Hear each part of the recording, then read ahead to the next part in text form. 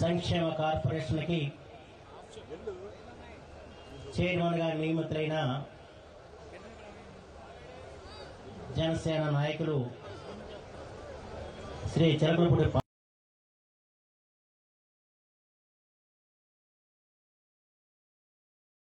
సుస్వాగతం తెలుపుతున్నాను. ఈరోజు ఈ కార్యక్రమంలో పెద్దలు, పూజ్యులు, మాజీ రాజ్యసభ సభ్యులు, మాజీ మంత్రివర్యులు పాపారావు గురుతులు శ్రీ మోగదేవి వెంకటరమణరావు గారికి, అలాగే ఇవాళ రాష్ట్ర ప్రభుత్వ విప్పు శాసనసభ్యులు నరసాపురం మిత్రులు శ్రీ బొమ్మడి నాయకర్ గారికి, అలాగే పెడన శాసనసభ్యులు శ్రీ కాకితా వెంకటకృష్ణ ప్రసాద్ గారికి, మిత్రుడు జగ్గేపేట మాజీ శాసనసభ్యులు ఎన్టీఆర్ జిల్లా పార్టీ అధ్యక్షులు శ్రీ సామినేని ఉదయభాను గారికి, శ్రీ కొనకల్లన ముల్లయ్య గారికి, పెద్దలు, పూజ్యులు, మాజీ మంత్రివర్యులు శ్రీ నక్క ఆనందబాబు గారికి, ఇంకా వేదికను అలంకరించిన కూటమి నాయకులకి, పెద్దలకు, పాత్రికేయులకు, ఈరోజు ఈ కార్యక్రమానికి ఎంతో ఉత్సాహంతో విచ్చేసిన మత్స్య పారిశ్రామిక సోదర సోదరీమణులకి, జన సైనికులకి, తెలుగుదేశం నాయకులకి, బీజేపీ నాయకులకి అందరికి కూడా హృదయపూర్వక నమస్కారాలు. ఆంధ్రప్రదేశ్ అగ్రికుల క్షత్రియ వెల్ఫేర్ అండ్ డెవలప్మెంట్ కార్పొరేషన్కి శ్రీ చిలకలపూడి పాపారావు గారిని నియమించాలని చెప్పని మన ప్రీతమ నాయకులు, ఉప ముఖ్యమంత్రి గౌరవనీయులు శ్రీ పవన్ కళ్యాణ్ గారు సూచించటం, దాన్ని మాన్య ముఖ్యమంత్రి వర్యులు శ్రీ చంద్రబాబు గారు ఆమోదించటం, అందుకు వారి ఇరువురికి కూడా మనం ముందుగా హృదయపూర్వక కృతజ్ఞతలు తెలియజేయాల్సిన అవసరం మాత్రం అంతేనందని చెప్పి మాత్రం మనం చేస్తున్నాం. పవన్ కళ్యాణ్ గారు వారు రాజకీయాల్లో ప్రవేశించిన తర్వాత ముఖ్యంగా మత్స్య పారిశ్రామిక వర్గాల మీద వారు దృష్టి సారించడం జరిగింది. ఆధారపడి ఉంటాయి, నదుల మీద ఆధారపడి ఉంటాయి, దినదినం గండంగా వారి జీవితాలు నడుస్తూ ఉంటాయి. అంచేత వాళ్ళు కష్టపడి వారి జీవనం చేస్తూ ఉంటారు. ప్రాణాలను సైతం వారు లెక్క పెట్టకుండా ధైర్యంగా జీవనోపాధి కోసం పోరాటం చేస్తూ ఉంటారు. ఆ వర్గానికి మనం మద్దతుగా నిలవాల్సిన అవసరం ఉందని చెప్పి మొట్టమొదటిగా ఆలోచన చేసిన వ్యక్తి పవన్ కళ్యాణ్ గారు అని చెప్పి మాత్రం మీ అందరికీ మనం చేస్తున్నాం. ఆనాడు ముఖ్యంగా అగ్రకుల క్షత్రియ నుంచి ముందుగా వచ్చి జనసేన పార్టీలో చేరి కొద్ది ఓట్ల తేడాతో నరసాపురంలో ఓడిపోయిన వ్యక్తి ఈ రోజున గెలిచి మళ్ళా ప్రభుత్వ విప్పుగా నియమితులైన వారు శ్రీ బొమ్మడి నాయకర్ గారు. ఎందుకంటే నాయకర్ గారు పార్టీలో చేరిన తర్వాత రాష్ట్రమంతా తిరిగి అగ్రకుల క్షత్రియుల్ని సమీకరించి జనసేనకి వెన్నుదన్నుగా నిలిచారు. ఎందుకంటే నేను ఒక రోజున నాగలంకలో రేవోట్లు ఉంటే ఆయన అప్పుడు అక్కడ తిరుగుతూ వచ్చి నా దగ్గరికి వచ్చిన పలానా అని చెప్పి పరిచయం చేసుకున్నారు. అప్పుడు నేను తెలుగుదేశం పార్టీలో ఉన్నప్పుడు. అంతేకాకుండా ఇంకా ఆయన మన దివ్యం అల్లుడు, వారి మామగారిది వేణుగోపాలపురం. ఆ రకంగా మొట్టమొదటిగా ఈ పార్టీలో చేరి పవన్ కళ్యాణ్ గారి వెనకాల నిలబడి మత్స్య పారిశ్రామిక వర్గాల్ని ఏకతాటి మీద తీసుకురావటానికి ప్రయత్నం చేశారు నాయకుడిగా. ఆ తర్వాత ఈ వర్గం నుంచి చేరిన వ్యక్తి మన చిలకలపూడి పాపారావు గారు. వీరు ఆంధ్రప్రదేశ్ సర్పంచ్ సంఘానికి అధ్యక్షులుగా ఉన్నారు.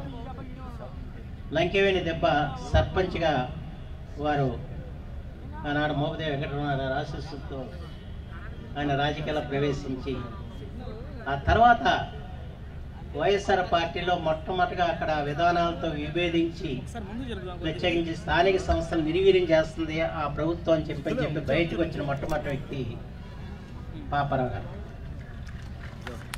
ఆ తర్వాత వారు జనసేన పార్టీలో చేరారు. కానీ మొన్న ఎన్నికల్లో చాలా మంది టికెట్ల కొరకు ప్రయత్నం చేశారు. కానీ నిస్వార్థంగా పనిచేసిన వ్యక్తి మాత్రం చిన్నప్పుడు పాపారావు.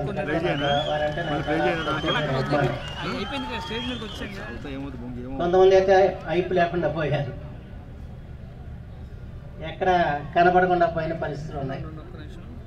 కానీ పాపారావు మాత్రం ఎన్నికల్లో కేవలం కాకుండా అటు రేపల్ నియోజకవర్గం కానివ్వండి, ఇంక ఇతరత్రా కానీ అంతా తిరిగి ఆయన మత్స్య పారిశ్రామికుల్ని జనసేనకు ఆకర్షించడానికి ఆయన శబ్దదా ప్రయత్నం చేశారని చెప్పి మాత్రం మీ అందరికీ మనం చేస్తున్నాం.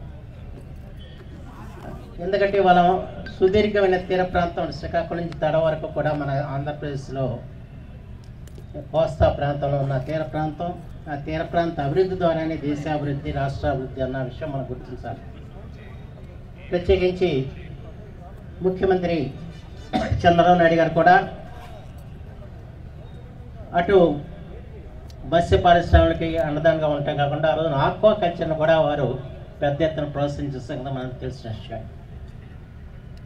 కానీ జగన్మోహన్ రెడ్డి గారి పరిపాలనలో ఆ వ్యవస్థలన్నీ వాళ్ళ మటుమాయమైపోయిన పరిస్థితి వచ్చింది.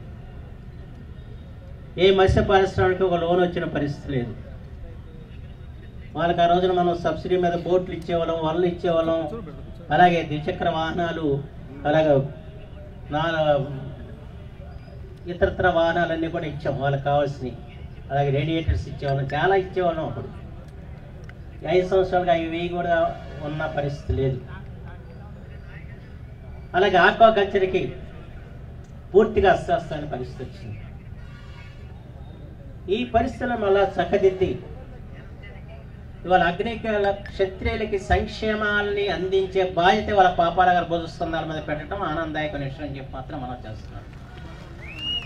అందుకని ఆనాడు చంద్రబాబు గారు ముఖ్యమంత్రిగా ఉన్నప్పుడు ఏ అయితే కార్యక్రమాలు ఆ రోజున మత్స్య పరిశ్రమలకి చేశామో మళ్ళీ ఆ కార్యక్రమాలను కూడా పునరుద్ధరించి మత్స్య పారిశ్రామికలకు వెనుదనగా నిర్వహిస్తున్న అవసరం మాత్రం ఎంతైనా ఉందని చెప్పి మాత్రం ఈ సందర్భంగా చేస్తున్నాం. కేవలం మత్స్య పరిశ్రమ ద్వారా, ఆక్వా కల్చర్ ద్వారా మాత్రమే రాష్ట్ర ఆర్థిక అభివృద్ధి ముందుకెళ్తున్న విషయం మాత్రం అందరూ కూడా గుర్తుంచుకోవాల్సిన అవసరం ఉంది. ఆ రెండింటికి కూడా ప్రాధాన్యత ఇవ్వాల్సిన అవసరం ఉంది. ఆ దిశలో ముఖ్యమంత్రి గారు, ఉప ముఖ్యమంత్రి గారు కూడా ఆలోచన చేస్తున్నారు. కనుక ఇవాళ ఈ శాఖకి, ఈ మత్స్య పరిశ్రమలకి ప్రాధాన్యత ఇచ్చారు. అంతేకాకుండా మన జిల్లాలో ఏకైక మంత్రి కొల్లు రవీంద్ర గారు కూడా మత్స్య పారిశ్రామిక వర్గ నుంచి వచ్చిన వారే.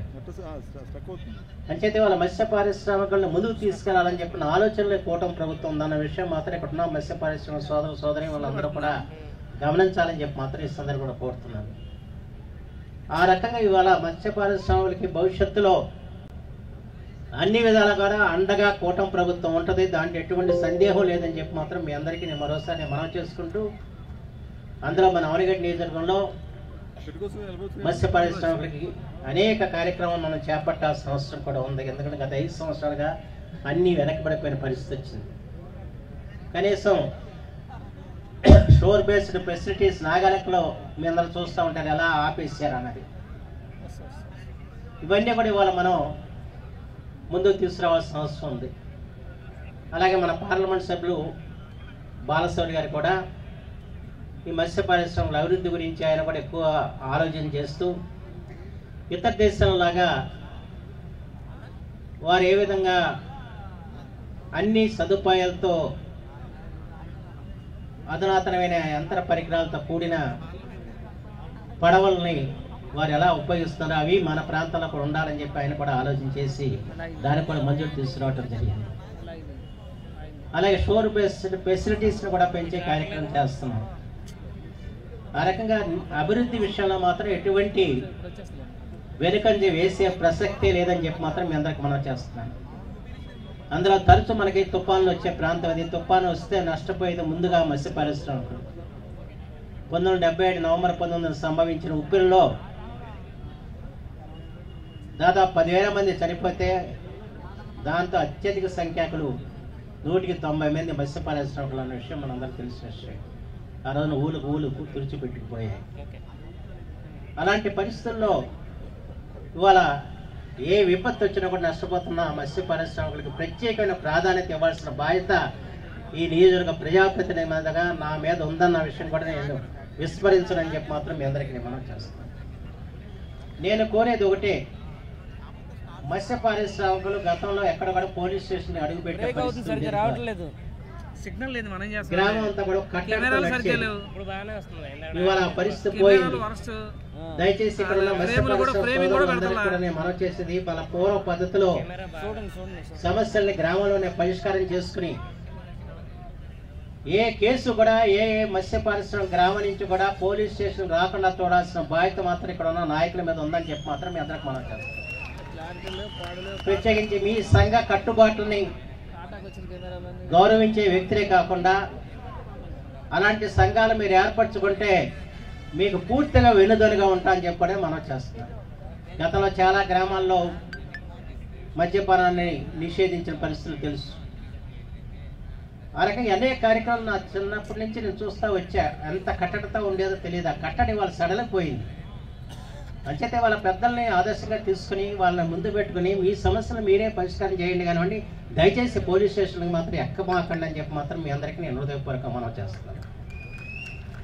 నేను మత్స్యశాఖ మంత్రిని అయినా ఆ రోజున నాకు వెనకాల నిలబడ్డ వ్యక్తి మోపిదేవి రమణరావు గారితో ఆలోచించుకొని ఏ నిర్ణయం తీసుకునే వాళ్ళని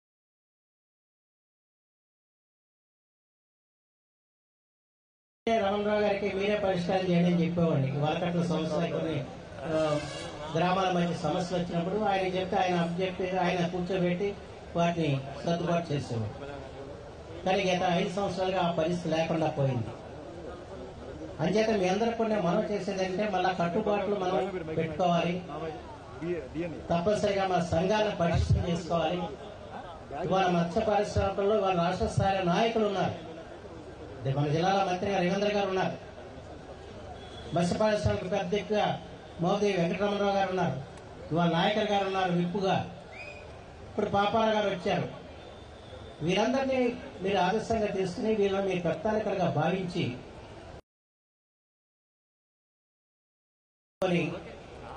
ఒక ఆదర్శ గ్రామాలుగా మత్స్య పరిశ్రమ గ్రామాలను తీర్చిదిద్దుకోవడానికి ప్రయత్నం చేయండి.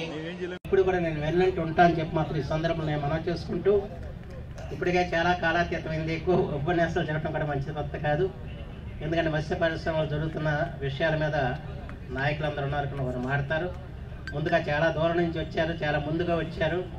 మా నర్సాపురం శాసనసభ్యులు ప్రభుత్వ ఇప్పు శ్రీ బొమ్మడి నాయకుడి గారిని మాడవలసిన కోరుతున్నాను.